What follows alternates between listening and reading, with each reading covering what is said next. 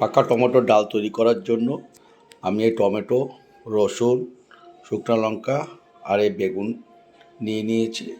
এগুলোকে আমি এখন বেগুনটাকে ভাজার জন্য গোল গোল করে কাটবো, আর টমেটোটাকে আমি 4 ফালি করে ডাল তৈরি করব, আর সাথে রসুন বেটে দেব। সেটা আপনাকে আমি পরে দেখাবো যখন আমি রেসিপিটা তৈরি করব। আজকে রেসিপিটা তৈরি করেছি, আমি কোনো ভিডিও দিইনি। আগামী দিনে এই ভিডিওটা আমি আপনাদেরকে দেব। এর জন্য খাবার তৈরি করেছি নতুন টমেটো দিয়ে টক ডাল আর সাথে বেগুন ভাজা। এই নতুন টমেটো এখন সদ্য উঠেছে শীতে, খুব সুন্দর লাগে, কালো জিরা এবং লঙ্কা ফোড়ন দিয়ে অসাধারণ খেতে লাগে। কাঁচা টমেটো ডাল ভালো লাগে, কিন্তু পাকা টমেটো দিয়ে আজকে ডালটা তৈরি করেছি, খুব সুন্দর খেতে হয়েছে। আপনারাও বানান এই শীতে টমেটোর ডাল।